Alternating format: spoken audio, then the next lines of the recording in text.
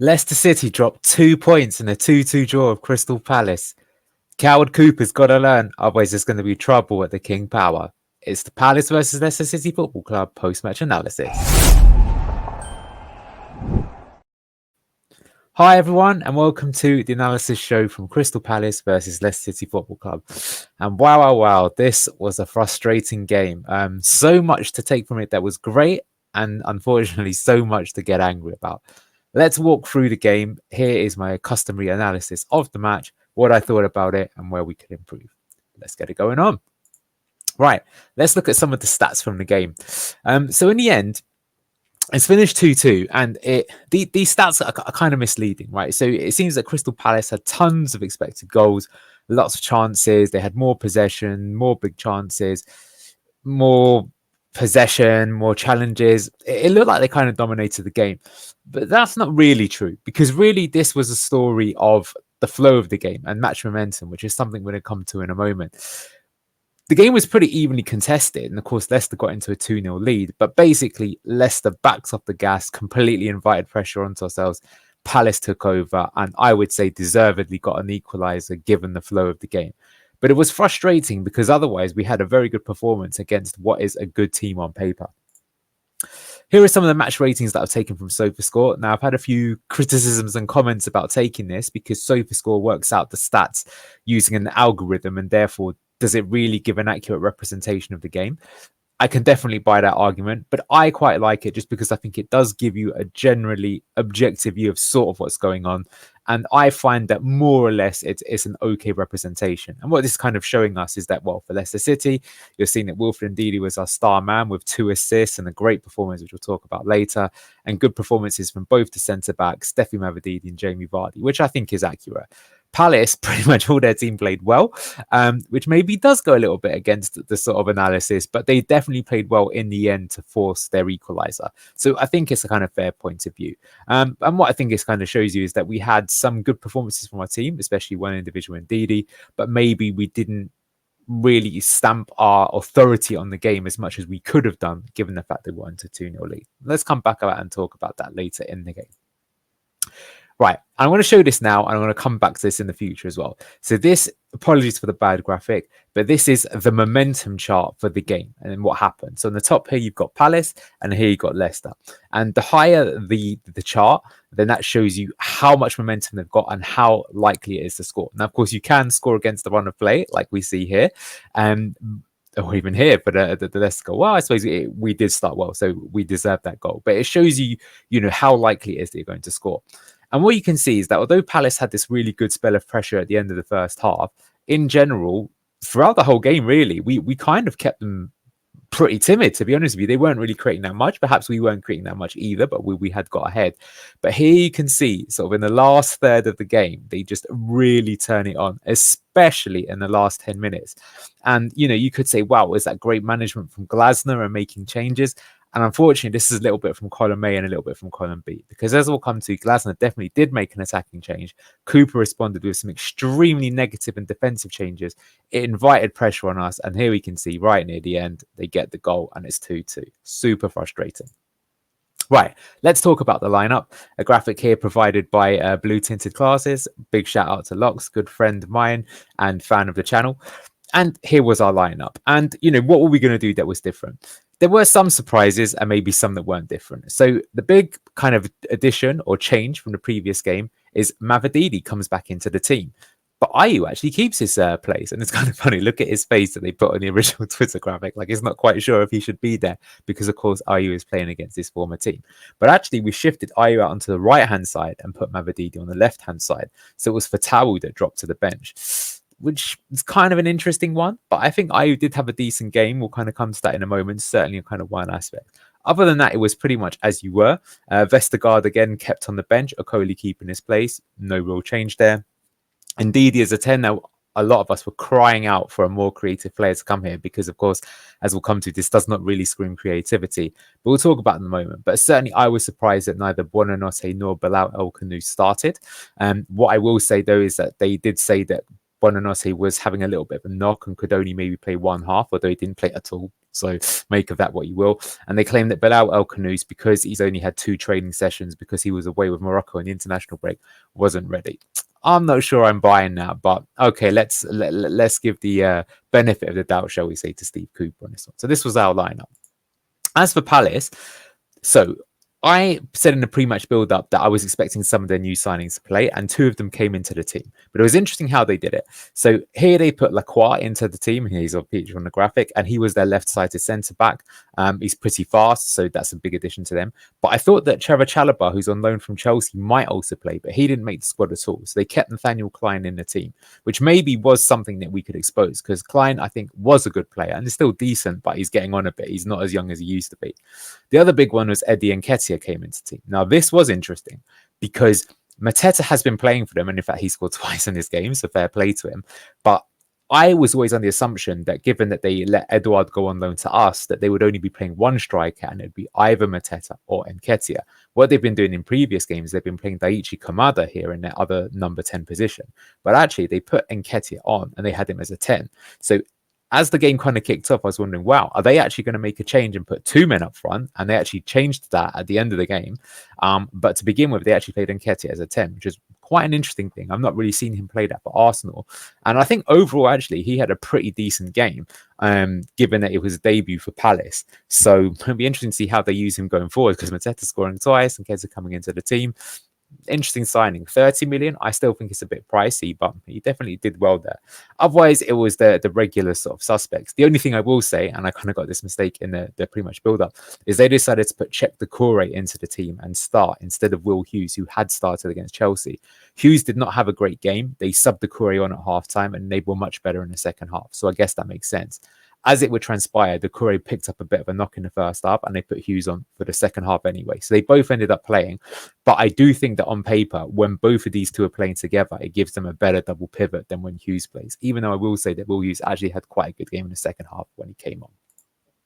Right, let's talk about the first half. And here's my graphic from the last game against Villa. And it's like, 3 central defensive midfielders. Please, Steve Cooper, why are you doing this to us, right? Isn't this painful? Where is the creativity coming from?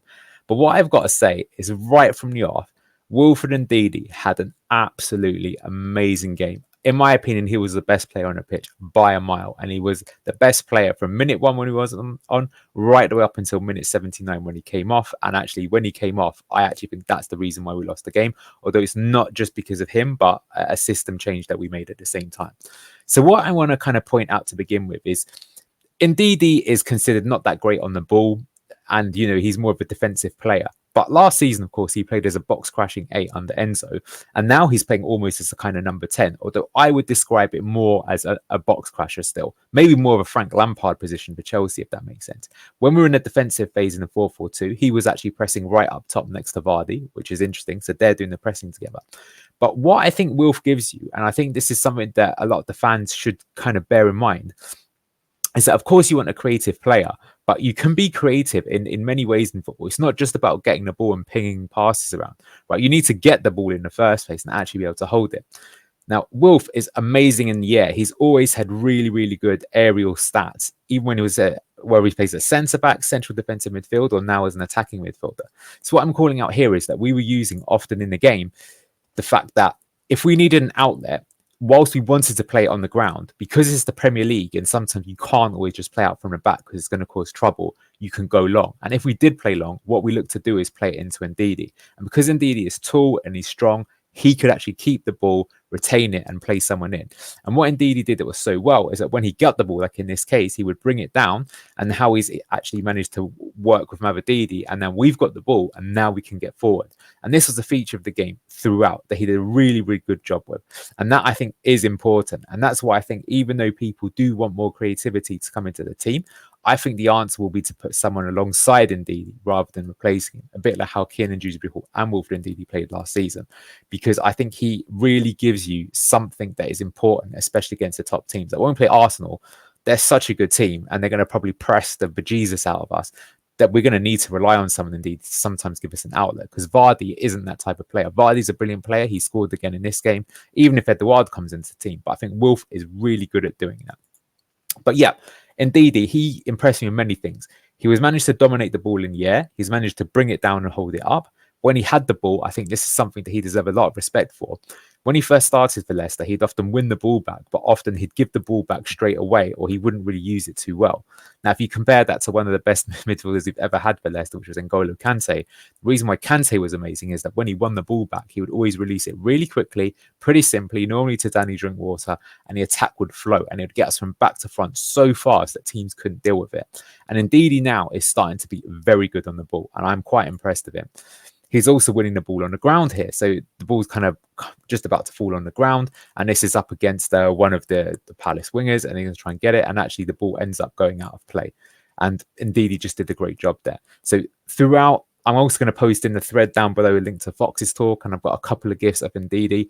Suggest you check them out. But there were some brilliant moments. He did like a really good dribble where he actually got knocked to the floor. He picked himself back up and keeps driving on. He played some key passes. He obviously set up Vardy for a goal. He set up Mavididi for a goal. It was brilliant. That's all I can really say. Now, will we play like that every game? He wasn't as good as this against Villa, that's for sure. But I actually think if you look at what he's done, you know, he's actually second in the assists just behind Saka and Cole Palmer right now. So Nigerian Messi, just saying. Right, before the game, I called out that I felt the game could be won or lost in the midfield and the battle of the double pivots. Now, as I've said, it wasn't Will Hughes, although Will Hughes did come on in the second half, so I will keep this graphic, but it was Doucouré to begin with. So it's Winks and Skip, the ex-Tottenham lads, against the two boys from Palace. Wharton's a really good player, and it was an interesting game. He was actually up against Ndidi for a lot in this game, and I think Ndidi got the better of him, but Wharton still always looked good on the ball, I've got to say. And if he doesn't end up leaving for 60, 70 million, I don't know what will happen, because if Rice is worth 100, this guy's a very good player in my opinion. So we wanted to disrupt the double pivot early on. And we mentioned a few things. One, we mentioned the idea of trying to stand in front of the double pivot so the ball couldn't be played into them. And the other was maybe to actually work as a pressing trap to maybe get them to play the ball to someone in particular and then use that to kind of contract on them. Most of the time, we try to prevent the ball going into double pivot by standing in front of them, like we can see with Ndidi. So Ndidi was shadowing Wharton through most of the game. That was his role, and that's one of the reasons why he ended up drifting more to the left in this game. I think if Wharton was on the right-hand side, Ndidi would have drifted to the right. So clearly, Cooper's instruction was, right, Ndidi, you're up against Wharton, and you've got to win that battle, which he did for the most part. Here, though, Winks, who would normally play way deeper, because you might even think this should be Skip that's coming from, as soon as this has gone into Doucouré, he's charged all the way up to try and force a mistake into it. Or in this case, he's trying to force the Palace player to play it backwards. So he's trying to stop their move before it can even get going. So we identified that Breche Eze as being like a star player for Palace. Well, one way to stop him doing well, Eze, is just to make sure the ball never gets to him by stopping the pass that would pass to Eze, if that makes sense. Now, in this particular example, and again, talking about Wilf and Ndidi, so Winks managed to press Doucouré. Doucouré's passed it back to Klein, one of the centre halves, and Ndidi's followed his run from here. He's left Wharton now and gone to chase down Klein. So they put them under some pressure, press ourselves, try and establish our authority early. And what ends up happening is he manages to get the ball, and he manages it then to dink across in to Jordan Ayew, and Ayew almost scores. So this was another really good play from Ndidi. Again, I'll put the link in the clips below. And it was showing that we managed to disrupt their double pivot and cause them a bit of problems. But all that said, I do have to say that Wharton was still showing his class. So the few times that he did manage to get on the ball, and here you can see that maybe Ndidi's a bit too far away, he managed to put a really nice ball round the corner here and give Palace an early chance. So that was definitely something to watch out for. But what I will say is that in this particular example, Jordan Ayew gets back and he manages to put in a really good challenge here and kick it away. And he ends up getting fouled by Nketiah. And yeah, that's something that I just want to call out. That Ayew, his defensive work again was pretty good. I definitely understand what people think of Jordan, which is that, you know, do you really want him in a team? Why don't we just start with both our attacking players?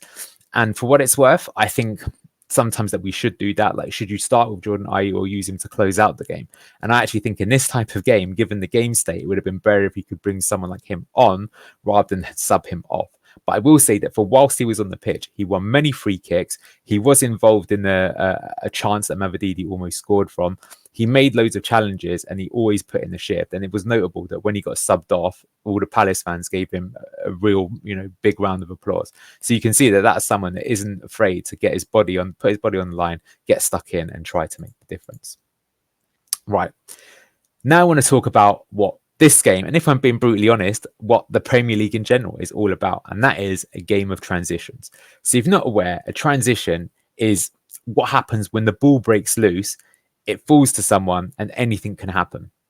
And that's what tends to happen in a Premier League, is because all teams press these days and they're pressing to try and force a team into a mistake, is that once you win the ball back, the other team aren't going to be set in their defensive position. And that normally gives you somewhere between 5 to 10 seconds to exploit that team when they're out of position. And if you can pick the right ball at the right time, you can get in very easily and score. And then what also happens is sometimes the ball will break. One team tries to transition, they lose the ball on their own transition, and you get a counter transition. And so this is where I remember Ricardo Pereira saying, for example, that, his big thing that he had to learn when he came to English football was that in Portuguese football or French football, it felt like it was our turn, your turn, our turn, your turn when you play football. But in the Premier League, it's just everybody's turn all the time. It's just chaos. Like, you think you're on the attack, but then you're defending. And then you thought you were defending, but you're attacking. And it's like that non-stop for 90 minutes. And it was quite an adjustment to get into. And I would describe that as. So we're going to look at some of the transitional moments. And I will say that Leicester basically got the better of this. And I do actually think that in general, under Steve Cooper, we're proving to be a pretty decent team on transition, I think, especially given that we are still bedding in players. And it's something that is probably going to be our style going forward, is being a team that like managed to capitalize on transitional moments. But here's the first one. This is actually one for Palace. So the ball broke in midfield and it's coming here. And I've highlighted Victor Christensen, and I've also highlighted Daniel Munoz here down in the bottom right, who is the wing back for Palace. And this is sort of like a difficult position. So myself and Luke from Leicester City Down Under, we did a bit of instant match reaction. And we did say, what is Christensen doing? This is really poor defending. But I'm going to kind of give him a shout out here. So there is sort of pros and cons here, right? We've tried to compact the game into this side of the pitch, the right-hand side of the pitch. So Christensen has drifted over. Now, by that very nature, that means that the other side of the pitch is completely and utterly open, right? But now that the ball's broken, because the ball was up here and now it's just broken and Palace have managed to get position, if you're Christensen, you've got a little bit of a difficult dilemma here, right? Because you can see that Eza, who we know is their star man, could get on the ball. And look, he might well have got the run here on Justin, who's on the other side. So whilst in an ideal world, I'd prefer if he was more central or somewhere over here so we could cover Munoz. When you're here, given that you can see Eza, you have to make the decision to follow him. But when's that happening? Is it because he does following? We now see that Munoz is totally and utterly free here. Eza manages a turn despite being under pressure from both of them, and he manages to pull the ball across to Munoz. And you see Christensen here. I'm still not too fond of him, so I think Luke's got a point there. Like, his attitude doesn't seem too good here. I think he needs to improve a little bit. But Fass runs across and makes an absolutely superb sliding challenge to stop what would be an obvious goal for Palace. And this gets us out of trouble. But it was interesting that this chance wasn't really created by Palace, although they did well to sort of drag us out of position. But it's just the way that the ball broke on transition. And it shows you again that the mistake was that when we were caught on transition, we weren't quite set, because otherwise Christensen would be more in the left back area. And they were smart enough to know, because of their system, that whenever they attack, the winger or wing back in this case is going to run forward to support the attack. So Eza knows that he can play the ball blind. I mean, he doesn't play it blind. He's a good player. He manages to make the space. But if he had to, he could just pump it across, knowing that there's a likelihood that a Palace player is going to get on the end of it. But we managed to ride this out, and it's still 0-0, which is good. But, Palace weren't the only ones that would have transitions, because, of course, the GOAT scores again at Selhurst Park. No Eagle celebration this time. Maybe I'm a bit disappointed, but always great to see the best marksman we've ever had back. And it was a very nicely taken goal and an interesting chance that we created. So here I've got a snapshot of what I would describe the game in general, which was a real midfield tussle. So you've got the double pivots in here. You've got Ndidi up here as well. And they're all battling. You can see the game is pretty compressed within a sort of 40-yard radius. Look how many bodies are around. And it's just pinging around all over the place. Trying to play football, trying to get the ball down, trying to play 1-2s with one another. But you're always under pressure and you're always playing under traffic. But in this instance, what happens is the ball breaks, and the ball breaks to Ndidi here, who's standing here. So the ball kind of bounces up here. Skip plays it forward. Ndidi manages to get the ball. He manages to put Wharton on his arse with a nice little turn. So again, showing you Ndidi's skill. And Ndidi, first time, no thinking about it. I think this is practice. This is why I think transition is our style. And he dinks a pass over the top here to Vardy. Vardy's playing on someone's shoulder. And you know that Tez game. So Vardy, I don't think, has touched the ball in this game up until now. But you know what JB's like. He gets the ball, gets the run on him, goes round the keeper and puts a great finish in, and it's 1-0. And that was brilliant. And it's all come from transitions. And I think at this point in the game, I was pretty impressive, Leicester. I think Palace did have a bit more possession, but every time, well, we were winning, I think, the more important battles on the tackles. And we were starting to create chances from it. Like, this wasn't the only one we'd created. Like, indeed, he'd already given the chance to Ayew, and we looked threatening. And that was good to see. So despite this supposed like lack of creativity with those three central defensive midfielders, I think it looked like we were more likely to get a goal than Palace, and we did score. And it came off the transition. And I think it does make an argument of why you want players who can get in people's faces, tackle, and win the ball back on transition, which is what Ndidi and Ayew can do, and to a certain extent Winks and Skip. Now, I'm not sure you need all of those players, right? But I'm just saying that in this example, it definitely worked, and Ndidi, you know, was brilliant throughout the game at doing this. So I said it was a game of transitions, and that's how we've got our first goal. But part two, just to keep going with the theme. So again, Palace did have a decent spell, but then we almost scored again right at the end of the first half. And again, it was based on transitions. So the ball comes over to here. Again, it's like a 50-50. It could kind of go anywhere. What happens? And the ball kind of breaks and it goes to Jordan Ayew.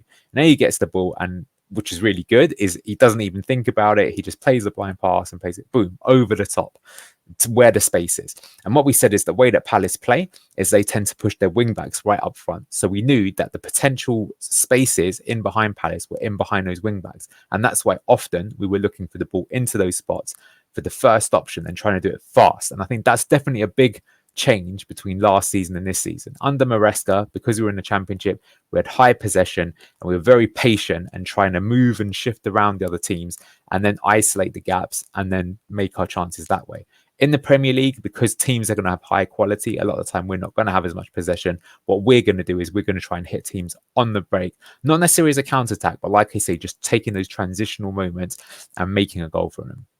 So Ayew plays the ball over the top. It goes to Vardy. Vardy's up against New Boy Lacroix, I believe it is here. And I don't know what he's doing. He just completely mistimes the challenge. A real mistake from him, I've got to say. Welcome to the Premier League. The ball goes in behind to the GOAT. The GOAT gets it, and now he's got the ball. And we've got Mavididi, who's now supporting attack on the left-hand side and winning. And I think that this is something where we have to give Mavididi some flowers. He doesn't end up scoring this opportunity, even though I think when he has the ball in this area, he should do better. But he carries a threat, and I think it's important that he is in the first team. He didn't start in the team at the start of the season. He won his place thanks to a really good performance coming on in the previous game, and I'd be shocked if he doesn't start the next game too. Now, so far though, we haven't started both Mavididi and Fatawu, and I'm not really sure why we don't do that, because that was the strength of our team last season. So why don't we do it this season? And that's for the manager to decide. But what I will say is, again, this came from a transitional moment. Vardy plays in the ball. The ball maybe was a little bit hard. He could have played it a bit softer. But if I'm being honest with Mavididi, he hit it with his left foot, so it ended up going there. And we know he's a right-footed player. So perhaps he could have like tried to do the chop back and then go for his right foot and score. So, you know, I was a bit frustrated because I think this is a good chance. And I think in the Premier League, if you get a chance like that, I don't know how you'd calculate the XG. Is that like a 0.5 XG or 0.25 XG or 1 XG? For me, it's quite a good chance. I'd probably give it like a 0.5, 0.6. And I feel that for a team like us, you know, chances like this are not going to come that often. So it's important that we do get clinical. Now, Mavididi did score in this game and he scored a penalty against Tranmere. But, you know, I think it's something that those wingers, like Fatawu hasn't scored yet, right? You know, even though we are averaging just slightly over a goal a game right now, it's important that we take our chances when they come, because in some games they're going to be very scarce, to be honest. So Mavididi misses that one and we go into the second half. But Mavididi would make amends for that very quickly indeed. In fact, it was a bit of a crazy start to the second half. If you were late coming back because you had to go for a piss or something at the ground, you would have missed a lot. So we're going to start off with Mads. So I mentioned in a pre-match preview that we thought he might step up on occasion to try and play the high ball over the top. Because again, as we identified, the way that Palace plays, they play two wing-backs that push up, which means that there's always going to be room in behind, especially when they're on the offensive phase. But this is literally 6 seconds into the half. We've just played it back. He's come up and he's going to play the ball over the top to use his distribution. And the ball kind of ends up here and Ayew's running onto it and he's going to get it. And I'm going to identify the three kind of main players that are involved here. So you've got Justin, who's actually pushed up now. So this is interesting because most of the time it's Christensen that pushes up and attacks. But on occasion, we do attack down the right-hand side as well, and we play JJ instead. Now, in many Leicester fans' eyes, this is why we feel that Ricardo should be in the team, because he is better on the ball. But I have to say, JJ does do well here for this goal. And we've also got Ndidi, who's occupying the half space. And we can see here that Will Hughes has come on, and he's managed to find the pocket between the two of them. So Ayew wins the ball. He plays it into JJ, and JJ's going to go for the cross into the middle, and Ndidi's going to run in there to support. JJ's actually playing for Vardy, who the cross is aimed for. Vardy's going to lay it off to Ndidi, and Ndidi's going to receive the ball. And here we see that Ndidi's now got the ball, and he could shoot, but very unselfishly, or maybe you could say it's a bad decision, but given that the keeper's straight at him, he actually dinks the ball across to Mavididi. And Mavididi, look at that, great technique, volleys it, boom, into the back of the net, and it's 2-0. And that's at 20 seconds into the second half. So, wow, what a start. Unbelievable. We're just thinking, damn, Mavididi could really have made it 2-0 at the end of that first half. And wow, we are 2-0 up. So, unbelievable. And it's looking absolutely fantastic for Leicester, right? We're 2-0 up. So, it's the first time we've taken a lead in any Premier League this season, and we've doubled our lead. And it's still 0. And it's looking like, wow, I think we've won the game, lads. I think we're really excited. We're playing well. It's looking good. We've got a strong squad. It's going to be the first 3 points of the season, isn't it? Sadly not. But up until this point, I think the team had played really good. And it does show us that the team is improving game on game. And this is still a good team, Palace. They finished 10th last season, by the way. And we were a better team for most parts, although I think in the end 2-2 was a fair result. So I think we can take a lot from this, both result and performance, even if it wasn't quite as much as we wanted. So we score 2-0 up, and unfortunately Palace score pretty much in their very next attack, maybe 30 seconds after we score, which is almost criminal. And here we can see the ball go in, and it's Mateta's first goal. This goal was kind of controversial, but let's try and look at it. So Eze picks up the ball here, and here we've got Mitchell, who's their left wing back, who's just outside on JJ. And we can also see the back line here. And we can see here's Okoli, and here we can see Fass, and this is Mateta, who's a striker that they're playing up against. And Mitchell gets the ball, and he's going to play the ball across here. Now, initially, well, it goes into Mateta, and Mateta scores. But initially, we thought that Mateta was offside. And I've got to say, this is a bit of a crazy one, because when I look at this graphic, I was like, how's he onside? Like, actually, you've got to say that both Fass and Okoli, who both had good games, have done their job, right? They've stepped up together, and you can see that Mateta is clearly offside compared to these two. Now, here's the green line, of course, that VAR has drawn. And what they're saying is that they're taking a green line from this very top bit of JJ's foot and drawing it across. Now, I'm not sure about that, to be honest with you. Like, I'm not sure how that is the case, right? But I suppose if you draw that and he's in front of Mateta, then Mateta's onside. And so it's a goal and it's got to stand. I'm not going to complain and say, okay, oh, the referees robbed us or anything like that. If they've used technology and technology's proved it, it's fair enough. You could say, have we switched off? Is it JJ's fault? I don't think so. I think this is pretty unlucky in my opinion. Like, I think the back two, and look, Christensen's marking his man here in case the ball is going to go all the way across. We've even got some gaps in case that Mitchell wants to cut it back into Eze. So I think in general, we're set up well defensively. Maybe we could try and stop the cross going in, but we are at least trying to do that by sticking out the foot, even though ironically sticking out the foot is probably what allows the goal to be stood. And it gets played across and it goes in. So it's a bit unfortunate. And I do have to say, though, that I think the fact that Palace scored right away is just really frustrating. I think if we'd have lasted even 5 minutes, keeping the score at 2-0, I think we win this game. I just think what's really unfortunate is that immediate morale boost that we got from going 2 up is as you were. Now, I will say that at least, you're still thinking, well, at the end of the day, we're still ahead, right? And we're still playing pretty well. And their goal was a little bit against the run of play, and we've shown that we can score. So it's not completely over. But it's not the same, because otherwise at 2-0, I was thinking, wow, could this be like, a 3 or a 4? Or really get Leicester up and running for the season. Sadly, it wasn't to be. Okay, so moving on. This is actually from the Villa game. And what we said in the Villa game is that, was Cooper late to make changes? Because this is something that we got to call a spade a spade. So far, he doesn't really make changes before minute 65. He's waiting longer, whereas other managers are making changes faster. And what happened in this game is Villa made changes. Here's John Duran, who just scored a screamer against Everton. I don't know if you saw it, and he scored almost immediately after coming up. So what's going to happen here?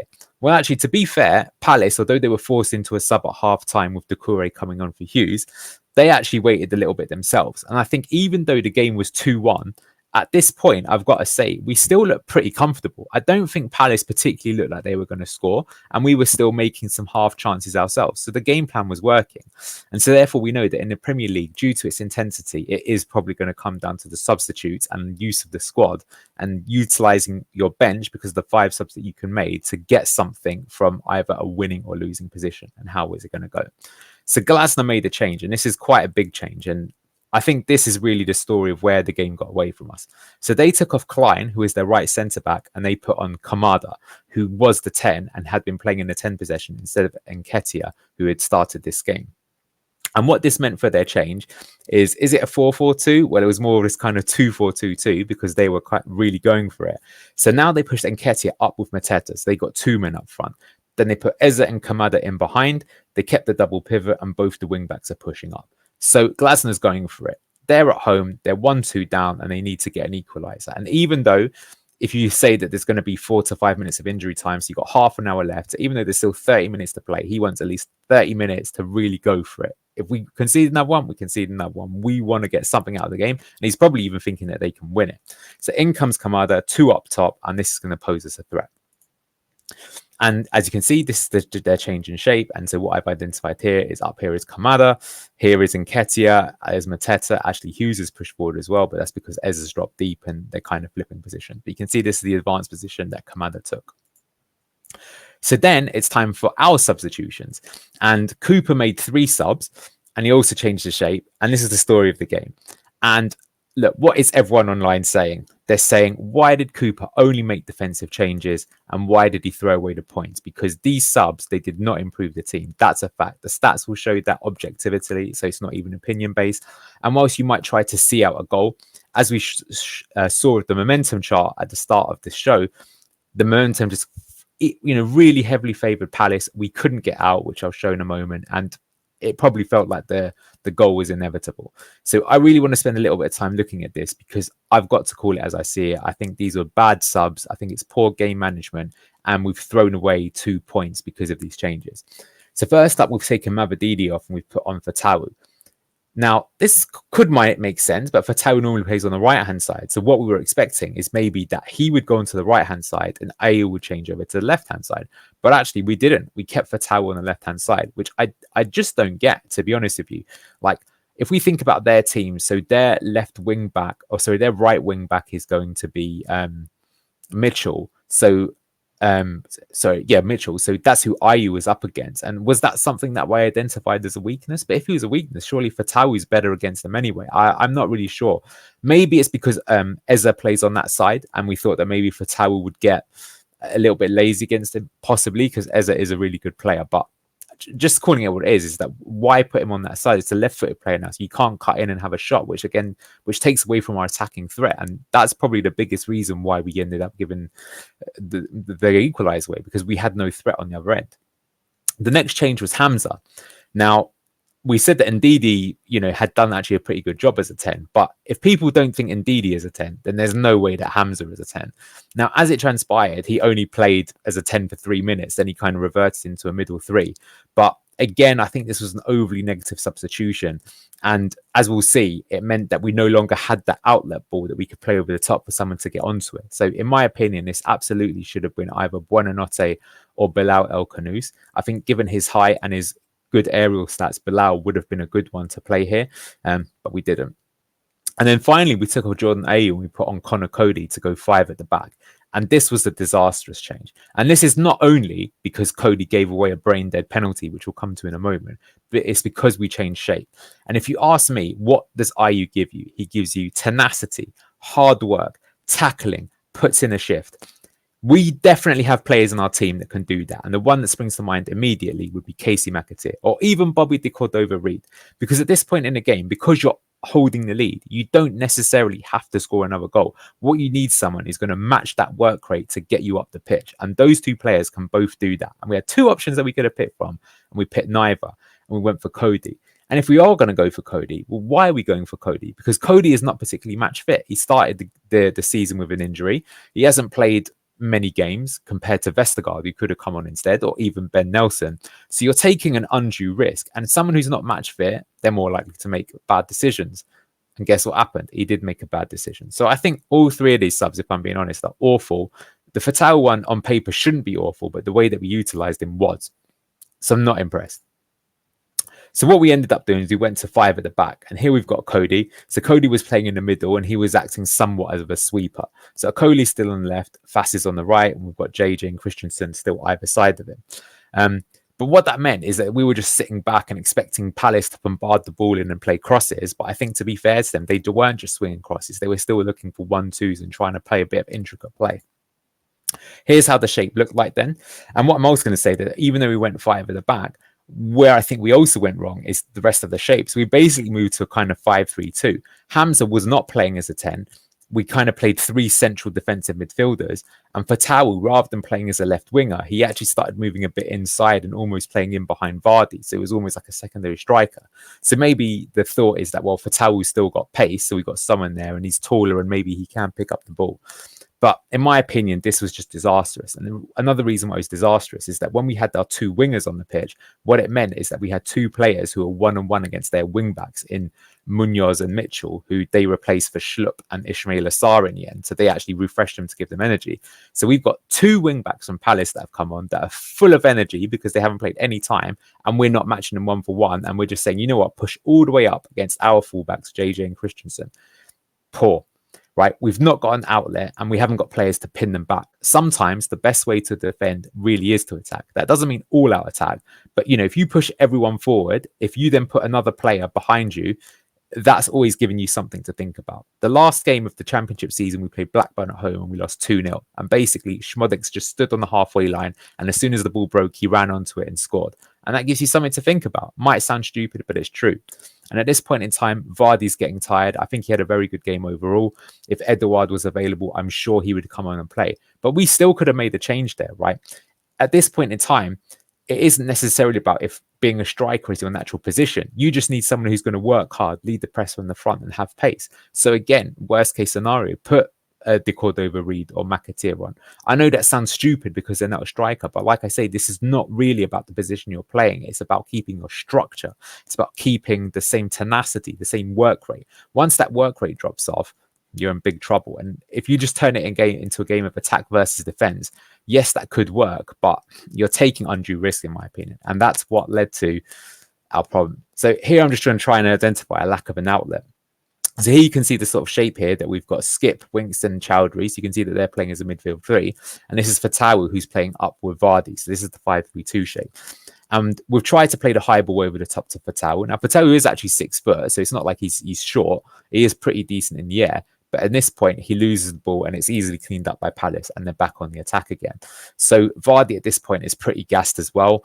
He's running around, not aimlessly, but he's not involved too much in the game at this point in time.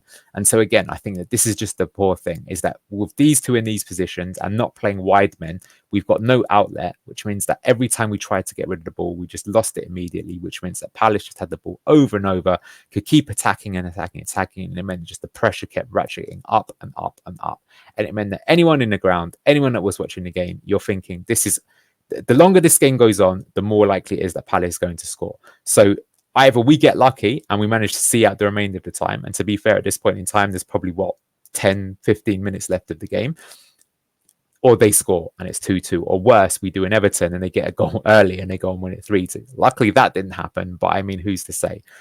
But it was inevitable. And I think that's I don't know. In the managerial book, I think some people would say that the percentage play is to sit on your lead. But I disagree with that. I think you can defend, but without being so defensive. My constructive solution here would be to make the subs, but retain the same shape. I think that the key mistake we've made is the Cody one. I think this system change didn't work out, and the same here. I think this should have been someone to play in exactly the same position as Ndidi, and this should have been someone to play in exactly the same position as Ayew. So let's just say, for argument's sake, this could have been Bilal El Khanous, and this could have been Buonanotte, say, or Casey McAteer, one of the 2. If we do that, we keep the same system, we don't change to this shape, I think we win the game. That's my opinion. And yeah, then just to wrap it up, we get to the 90th minute and it's time for the Connor Cody brain fart. The ball gets played into him. It's sort of 50-50 between him and his man here. He sort of loses out, but not too bad. And here we get the ball. And then look at this challenge that he goes for on Ismail Assar. Absolutely ridiculous. In fact, you know what? It's always an argument to say that's a red. I suppose he's got 1 foot still planted. But this is a 2-footed challenge. Just for someone who's so experienced, it's the most brain dead thing I've seen, right? Worst case scenario, let him get a shot or try and get your body in the way. You've made a mistake. Although I have to say, he had enough time on the ball that he could have kicked it out first time. So it's a whole comedy of errors from Conor Cody here. And because of that, it's 2-2. I hope he apologizes, not just to the rest of the players, but to the fans as well. That was pathetic from him. Sorry, I've got to say it. I will say that he made one good challenge earlier in the game against Eza when he came on as a sweeper. One half decent clearance, and he was giving high fives to Wout Fass and things like this. But this is just so frustrating. But what I'll say is it the player or is it the manager? And whilst I think this is an individual brain fart, I still think that even if it wasn't him, Cooper's got to take a lot of accountability that he changed the system. He was overly defensive. He invited the pressure on. And this again, come back to this is the story of the game. This literally at this point in time, this is Ndidi coming off, I'd imagine, right? Or maybe it's here. It's Ayew and Ndidi. They go off. And from that point on, it's just Palace goal. And then after they've scored, to be fair, they didn't really go for it. Maybe they should have done. Maybe they were happy to take the 2-2. And this is what I'm saying. So let's try and take opinions out of it, right? If you're watching that game and you're seeing this and you're seeing, right, the issue here is Palace are getting too much of the ball and we've lost control and we just can't get the ball upfield and hold it. That's what you need to fix. How you fix it, there's a multitude of ways, but we didn't try to fix it. We just tried to sit in and see it out and it backfired. So let's come on to basically my closing thoughts, right? So let's round up the show with what I'm thinking. It was our best first half performance. It was really good. We got about it. We made a lot of threats on transition. We did ride our luck at times, but we got the goal ahead, and I think we deserved it. I think up to the point where Daichi Kamada came on, we were actually the better team, even though it was 2-1, and we were playing really, really good. So I think we got to 64 minutes away from home, playing well, and we'd scored twice. But ultimately, it's poor game management and the ability to understand and react to changes, which has cost us. Calling out it is. Cody had a brain fart, but we're inviting pressure on us. And really what it comes down to is that lack of an outlet, right? We just couldn't get out. So we got to fix that, right? Yep, we only had one striker, right? But we sent Tom Cannon on loan. Okay, I suppose we've got Edouard. So maybe for this one game, we'll give the manager a pass there, right? But as I've said, we don't even need to necessarily have put a striker up top, right? You just, it's work rate sometimes, right? And when you see someone, he's a 37-year-old guy, Jamie Vardy, right? If you expect him to play 90 minutes every week, I don't think that bodes well. I think he was really good, probably up to about minute 70. It's not even his fault, right? Even if he was a really good player, even Man City take Haaland off when they're winning, right? You got to rotate your squad. So we removed our width, we got pinned back, we took off our wingers, we moved Fatawi more centrally, and that cost us. And it's super frustrating, and Cooper needs to learn. So I've put here that it's not a surprise they only won 2 away games for Forest. And I've, got a bit of a clickbait title here saying 2 points thrown away, coward Cooper. But to be honest with you, that is how I feel, right? Because I feel that like he's been overly defensive for no apparent reason, right? I'm not saying, go for the third. That's not what I'm saying. But what the issue is that the way that we lined up, we never had a chance of scoring the third goal, which meant that Palace could just keep pushing up because they knew that the threat wasn't in behind anymore. You've got to put players there that make them think, right? How the game should have gone is that like it was on a knife edge, that Palace might score, but if any time they got it wrong, they knew that we'd have scored immediately for 3-1 and it's game over. But we never presented that threat. And because we didn't present that threat, that's why they got confident. And maybe they got a bit lucky because it was a penalty in the end that gave them 2-2. But I think it was a fair result given the pressure they put us under. And Glasner went for it rather than just hoping that the same players would come up with the same solution. Some positives that I just want to call out is I think there were 3 players that did really well in this game. More than that, to be honest with you, but these 3 I think have been impressive. First is Caleb Okoli. I've taken this from the Twitter handle LCFC Data. Thank you very much, doing a great service to us all. So Okoli's come into the game now, started in the team for the last 2 games. He looked pretty poor in pre-season, but I've got to say that since he's come into the team, he's looked really good, isn't he? Won all of his ground duels, pretty good in the air, lots of clearances, blocks and interceptions. And that goal that Mateta scored, him and Fast did play Mateta offside. It's just unlucky that JJ played them on. So I'm reasonably impressed with Okoli. I think we signed him for, was it 15 million euros or something like that? If he could keep this performance, this and the Villa one up for the whole season, he's going to look like a bargain. I expect he's going to be a bit inconsistent, right? He's not going to be good every game. But so far, it actually looks like a good signing, right? And given that we've had a bit of blunders recently at centre-half, like Cody and Suter, I think have not proved to be good signings, maybe we finally got a good one. And we did go for him early, so I think Martin Glover might have identified him. He's good on his left foot, despite not being left-footed. And I thought that could be a problem, but so far it hasn't been. So good job, Caleb. You're warming the fans to you. Let's put it that way. Next up is my star man. Got to call him out, the Nigerian Messi, the number 10 that isn't Wilfred Ndidi. His stats were ludicrous. 4 key passes, 3 big chances created, 2 assists, 2 successful dribbles, 1 loads of ground jewels, tackles, interceptions. It was the complete performance other than scoring. And who knows, if he was a bit more selfish, he maybe could have scored instead of passing to Mavadidi, but he didn't. If he plays like this in every single game, I don't care what anyone says, he deserves a place in the team. He is really, really causing problems for other teams. And he's acting, even take the data aside, right? He gives you an outlet. He holds the ball up. He gets you up the pitch. He makes challenges. I don't think he was too good against Villa. That was probably his worst performance of the season, but this was really, really good. And so far, he's reborn in this position and he actually looks good. It's like a defensive attacking midfielder, 10-8 hybrid, whatever you want to call it. He's doing a good job. Although just before I move on to the final player, does that mean that he keeps his place in the same team? Yes, but I still would like to see him paired with a slightly more attacking player, especially given the next game is Everton, which is a game that, let's be honest, we must win. And finally, I do want to call out the GOAT. He didn't have too many touches. Look, just 25 touches. That's half as many as the previous 2 players here.